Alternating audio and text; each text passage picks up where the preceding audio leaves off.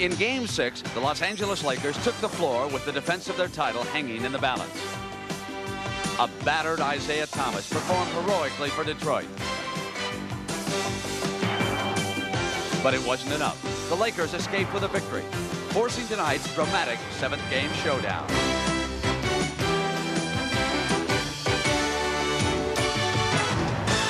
This has been a series of startling contrasts, from the friendships off the court to the fierce hostility on it.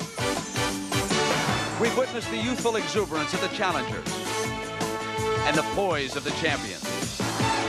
There's been hardship and pain, but not enough to overcome sheer guts and determination.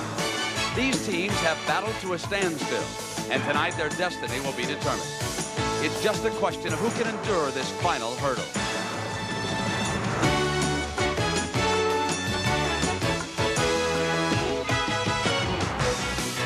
The Lakers hope to repeat history tonight, while the Pistons hope to make some. A championship is at stake, and only one team's prayers will be answered.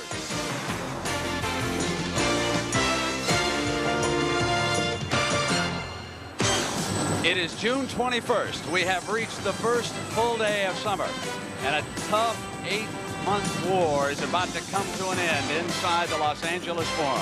The NBA basketball season comes down to a one-game war. And this crowd here tonight has not been a late arriving one, as CBS welcomes you to the final game of the 1988 NBA Finals. It's Game 7. The Detroit Pistons, champions of the East, against the Los Angeles Lakers, the best of the West. High above the floor here at the Forum, last year's championship banner. The Lakers tonight trying to become the first team to win back-to-back championships since the Boston Celtics did on this very same floor back in 1969. Don Nelson with the field goal that gave the Celtics their final margin of victory that night.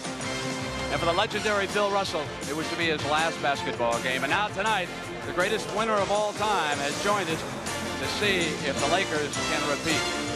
Good evening, everybody, and welcome. I'm Brent Musburger. So tonight, when we end, the 7th game comes to a conclusion. Either the Pistons or the Lakers will receive the Larry O'Brien Trophy. The big story that everybody wants to be updated on, Isaiah Thomas, the star for the Detroit Pistons.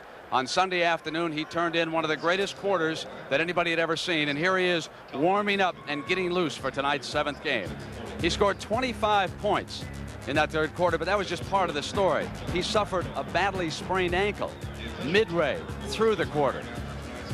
After leaving for a couple of minutes, he returned, played through the pain, scored 10 of those 25 points after sustaining the ankle injury.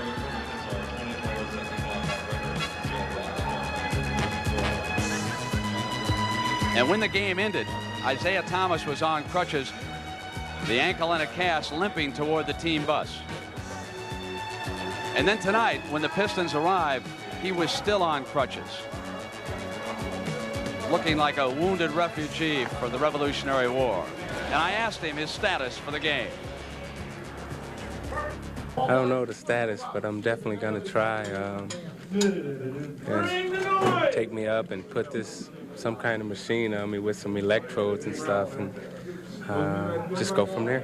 Have you been able to put any weight on it since Sunday's game? I haven't tried. You know, tonight will be the first time.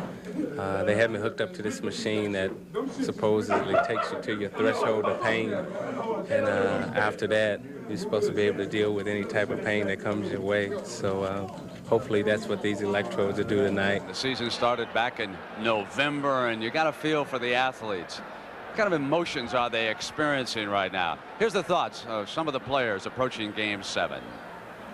You wake up early, you know, you want to play right then, you know, your heart is pounding, your hands are sweaty, you know, all you want to do is just get on that court.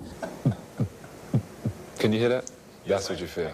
You hear your heartbeat, you hear your breaths, you hear your subconscious talking to your conscience, having coffee. It brings out the best or worst in any individual or team. The intensity level is unbelievable, but I love it.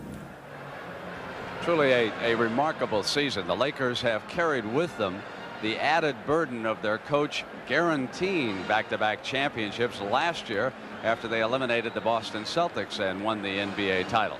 And the Lakers right now are the first NBA team ever to play 3-7 games.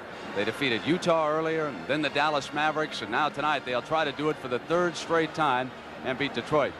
We've come into the 7th game of an NBA Finals 15 times, and the home team has won 10 times, giving the Lakers a very added advantage here tonight.